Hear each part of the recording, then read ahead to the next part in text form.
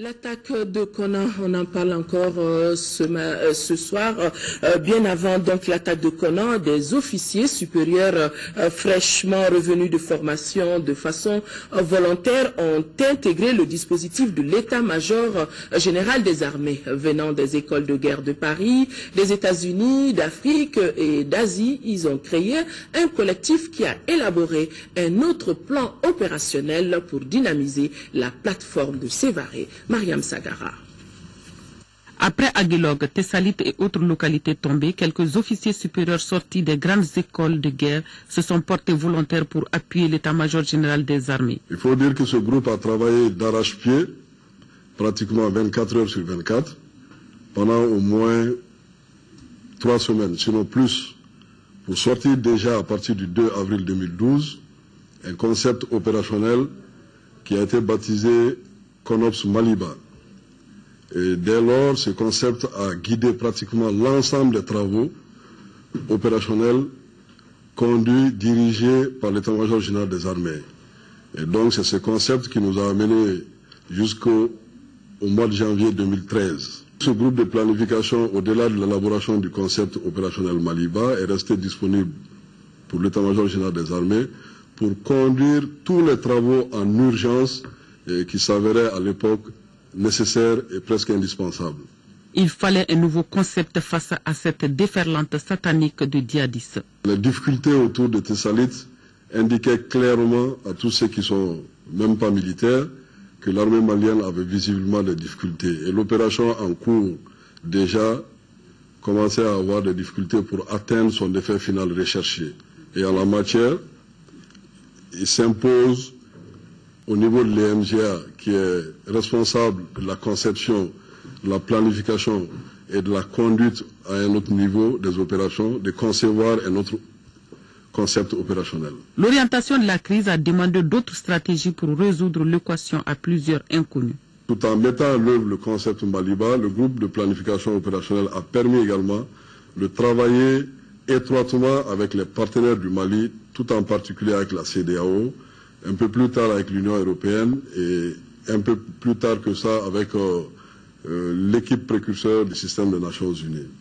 Donc dans ce cadre-là, au niveau extérieur, il avait été envisagé avec la CEDEAO, au-delà du concept de la MISMA, la Mission internationale de soutien au Mali, un plan B où l'état-major général des armées avait clairement indiqué au niveau du comité des chefs d'état-major de la CEDEAO que l'attaque des groupes armés djihadistes pourrait s'avérer imminente sur la ligne de défense. Ce collectif d'officiers a établi un autre plan d'opération pour la reconquête, hélas infructueux par manque de contrôle aérien. L'état, je pense, dans lequel était notre armée de l'air à cette date-là, ne pouvait pas du tout faire penser qu'on pouvait faire face à une attaque comme ça sur un territoire aussi vaste sans pouvoir avoir une très bonne couverture aérienne.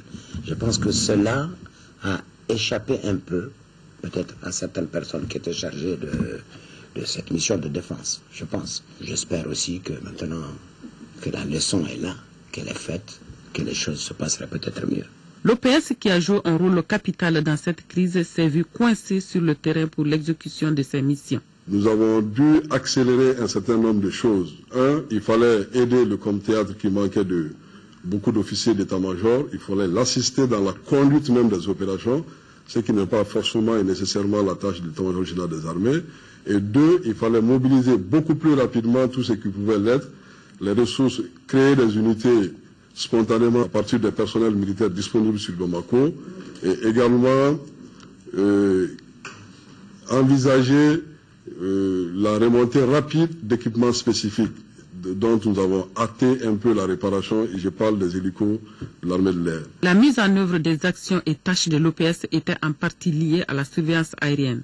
Ce manque crucial a déséquilibré le dispositif motorisé. Pour une armée qui se bat dans le grand désert, selon un expert, la troisième dimension est indispensable. Évidemment, c'est toujours compliqué d'aller se battre contre un ennemi dans un grand désert avec 3 ou 4 hélicoptères qui eux-mêmes étaient effectivement un peu bancals. Hein. C'était pas des avions qui sont faits pour ce genre de mission. il y a d'autres types. Bref, on va dire globalement, c'est vraiment le matériel. Je ne pense pas que les hommes aient manqué, parce que j'ai eu le grand honneur, le grand plaisir il y a quelques jours de rencontrer des jeunes officiers de l'armée de l'air qui en voulaient. Ils sont vraiment volontaires, ils sont malades même de ce qui est arrivé, mais bon, ils sont là, ils peuvent pas, ils n'ont pas les moyens d'affronter ce phénomène dans lequel nous avons été plongés. Ce maillon manquant, la préparation aérienne, a été comblée par Serval. Ainsi, la dimension aérienne française a donné une visibilité à l'armée malienne afin de continuer le combat.